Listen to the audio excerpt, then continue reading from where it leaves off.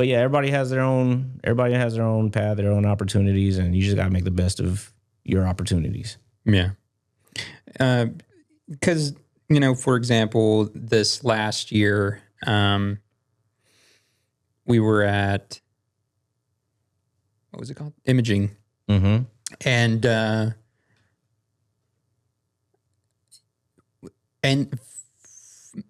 I don't know if going or not going would have presented me with the opportunity to meet the Undertaker later. Mm. Like, had I not gone, would I still have gotten that? How did going to imaging get you introduced to? Because I saw the other creative who was possibly going to do it, but he wasn't going to be there. Mm. And it was video. So he was like, I'm still learning about all of that. Granted, he's from San Antonio too. So he could have like texted me later that week when he got back, because it was that following week from imaging. So it was all literally happening within that next week.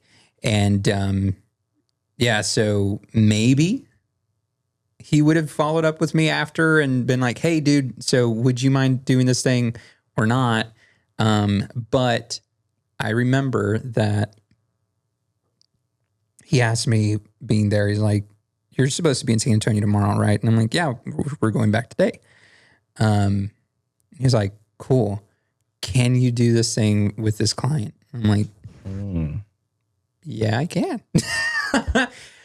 So it's one of those things where it's like, man, being in the right place in the right time and meeting the right people. And yeah, for sure. Like I don't know. And that's why I said, you've already started building stuff here. You're talking about moving and stuff like that's, I didn't say that publicly, but hey, I just thought I'd sprinkle that in there. Hey, thanks. Yeah. No, I mean, I don't know. Right. Like, I really don't know. Yeah. We'll talk about it in the next one. But yeah, opportunities come knocking, and it's being okay with saying yes to the ones that you're willing to take a risk on, and also recognizing the ones that just aren't for you. I remember coming back. Do you remember this story? Because I called you. We were on the road back, and somebody reached out for me to take branding photos, and they were going to do some here in San Antonio. I remember that. And then fly me over to California for their restaurant. Very much. Because that was a $10,000 job. And with a response that they gave me on one of the texts, that's when I told them I'm out. Would I have loved? What was the response? It was something to the effect of, like, I can't believe somebody would like blow off a job like this to go to a seminar or something like that. And like, you're really going to do that? And I'm like, I'm not going to be disrespected like that. Like, really? If you're already treating me like this. Yeah. No deposit paid in your life. Yeah. Yeah. Let me send you the invoice, pay the deposit, and then you can. Yeah, we'll all head back for that. Yeah. We got a car full of photographers right now. We can be there in 2 hours. Yeah. And it's like, man, like, again, would I have loved to cash out that $10,000 job? 100%. Who wouldn't? And it was one of those things that I could have done by myself. Like, really. Just because it was a branding shoot, but you didn't for certain products. To put yourself, like I told you earlier, when people show you who they are, believe them. They showed you early. Like that doesn't sound like a client that sounds like a stressful client. Like, for sure. I don't care what amount of money you're paying me, you're not going to disrespect me. Yeah. Because I'll straight up man, depending on where we are in it, like if I'm already on site, goodbye. Format card. Goodbye. Yeah, you know what I mean? Like, yeah, it's one of those things, like you got to protect your peace. You got to protect, you don't want to be stressed dealing with this client. And for some reason, those are the clients that come back. I don't know if it's because they feel like, hey, I got away with this. I can walk all over this guy, and like you're not going to disrespect me. You're not going to think that you can get over with, talking to me any way that you want. And, I've had one client like that. And when I first got started, and I remember being I did the shoot because it was like I needed the money, right? Like, but they were just talking to me like crazy, like I know I'm shooting this session, but we can throw hands, like if that's what you, but you know what I mean, like you got to stay professional. Like you don't want to, you're concerned about your brand and your image and things like that. But I told myself after that, I was like, nah, I'm not. And it wasn't like a big shoot. It was like a branding shoot, if I remember correctly. And it was like charged to do like $250.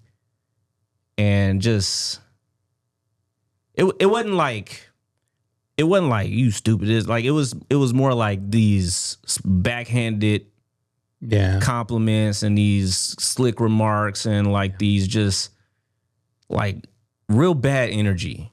Yeah. And I delivered them and he was happy with him. He tried to call me back and I was busy every day. He stopped calling me. I was like, yeah, I'm busy on that day.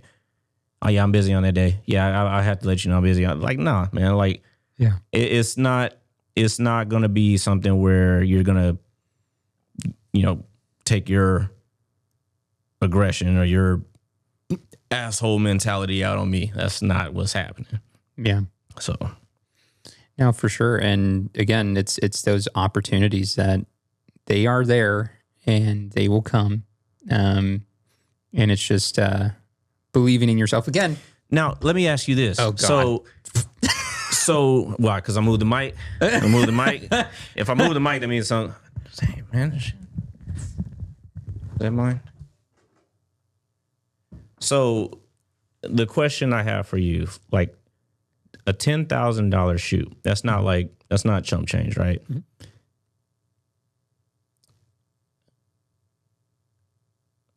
Could you honestly, and let's say you needed the money, right? Like, could you honestly say that you wouldn't try to make that work or like muscle through that for a client that is either hard to work with or just all around, let's just say a bad person, like through and through? Yeah. Like, could you put your pride to the side and your beliefs to the side to take on something like that? I mean, you could, but it goes much deeper than that. At least for me, it does. They say, hey, I need 5 headshots. That's all I need. Mm-hmm. Fly out today. I'll put you up in a room, 10,000. Mm-hmm. Well, if that's how the conversation goes, sure. Yeah, I'm simplifying it, right, but yeah. But you either hear something or get a bad feeling, or like they say something that's just like off the wall, like disrespectful. Yeah. Like, are you still taking that? It'd be hard for me. Like, hard really, for you to take it, or hard for you not to take it? Hard for me to take it. Mm. Yeah, because again, it goes to this deeper thing of like, how much do I respect myself? Right. And if I'm allowing them to get away with that, then what else are they going to try to do to see where my limit is at? Mm-hmm. And as much as I would like to get paid that much on a project for 5 headshots, I don't love money that much. Mm-hmm. Again, I believe in a God that's going to provide for my needs every day. Mm-hmm. when I need them, when he sees fit for me to receive them, like they will be there. Yeah. And I have yet to be in a moment where I'm like, God, I'm like, I got nothing right now. Like God's been too good to me. And yeah, so and there was another moment too when we were recording that podcast, and oh gosh, another like big ticket client, and I was busy, so I couldn't take it. So it's not. Remember that thing I was telling you about that time that I remember Lee. Mm-hmm. Remember that time we were headed to the movies with our wives and we had missed the exit. Yeah, and we had to go this roundabout way to get where we were going. Yeah. And I was upset because we were going to end up being late. Yeah. And he said, that just means we avoided something. Yeah.